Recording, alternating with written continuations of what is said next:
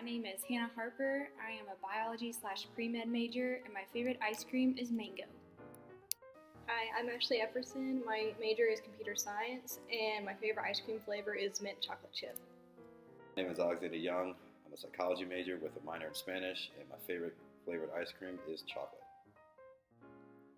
Test anxiety is characterized as a conscious, physical, and behavioral response. It's an anxiety over the consequences of the test and failure. The student's self-esteem and belief in their abilities plummet at the first sign of failure. Students tend to react physically with the acute stress responses, which are way more harmful in exam situations than helpful. They would feel a sudden burst of energy with an increase in heart rate and intensifying of the other senses, which altogether can cause the students to underperform. Test anxiety is a major issue for many students, and it can affect the accuracy of their test results, achievement, and it can ultimately impact the careers they obtain in life. It may even increase their likelihood to cheat and never truly learn the material.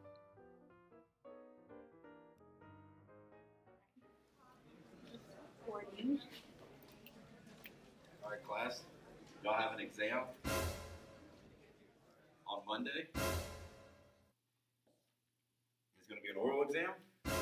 You got to be able to say this word properly in class or in the oral exam. All right, class. How do y'all pronounce this word? Students may procrastinate studying for an exam, and this can cause a student to experience anxiety leading up to the exam. Not studying for an exam over a period of time and cramming before an exam can cause a student to experience high levels of stress. This puts stress on the student to retain as much information as they can before taking the exam. Some students may feel overconfident in their knowledge about the test material.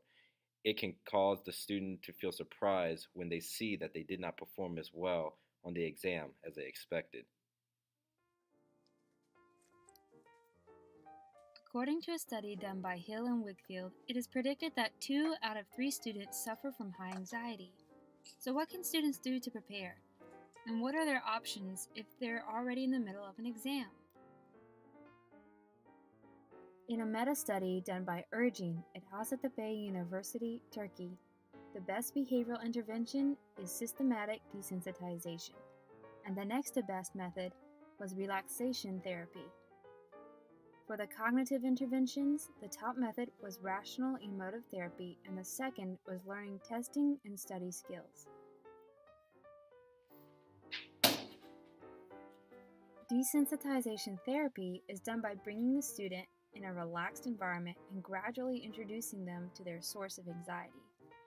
After repeated exposure, the student will start to feel familiar with the test and get used to them over time.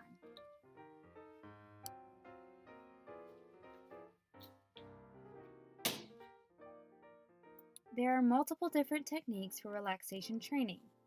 It is a very useful way to help students relax if anxiety hits them in the middle of a test. We found a list of 7 different methods students can use by David Ellis at Borough of Manhattan Community College. The first one is to interrupt the thoughts. Yell stop. Use guided imagery or daydreaming. Visualize success. Focus on an object in the room. Just breathe. Use body scanning. And the last is to tense and relax muscles. The following are the definitions, starting with interrupting the thought. When students have anxious and catastrophic thinking, a way to stop the thoughts is to simply yell stop. I'm gonna fail, I need help. What am I doing? Stop! Oh, I remember. The mitochondria is the powerhouse of the cell.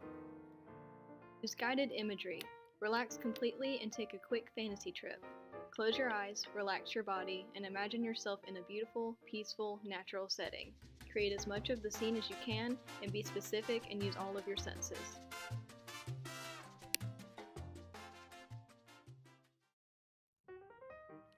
Visualize success. Most of us live up to our own expectations, good or bad. If you spend a lot of time mentally rehearsing what you will do when you fail, you increase your chances for failure. Once you have stopped the cycle of worry, take time to rehearse what it will be like to succeed. Be very specific. For example, visualize taking a test successfully. Now, my whole house is great. I can do anything good. I like my school. I like anything. I like my dad. I like my whole house. My whole house is great. I can do anything good. Yeah. Focus your attention on a specific object. Concentrate all of your attention on one point. Do not leave room in your mind for anxiety-related thoughts. It is also important to praise yourself, and by doing so, you are encouraging yourself to work harder at succeeding, and you are thereby alleviating anxiety. You can calm physical sensations within your body by focusing your attention on your breathing. Sit comfortably and close your eyes. Start at your feet. Focus all your attention on the muscles in your feet and notice if they are relaxed. Tense and relax. To do this, find a muscle that is tense and make it even more tense, then relax. The net result is that you will be aware of the relaxation and allow yourself to relax more. When it comes to the cognitive interventions, rational emotive behavioral therapy is a highly effective way to deal with the anxiety. It was a method developed by Albert Ellis to focus on helping a person change irrational beliefs. This is the part where you talk about the anxiety with a counselor. They can help you to understand what's driving the anxiety and lead you to rationalize things more accurately again. And lastly, it is also very helpful to learn better study skills and test taking. Samford offers a variety of ways to improve learning through the CDC and Learning Disabilities Center. If you are interested in getting counseling, Samford does offer counseling services on campus. But if you want something more professional, they can point you to the right person. Stop it. Get some help.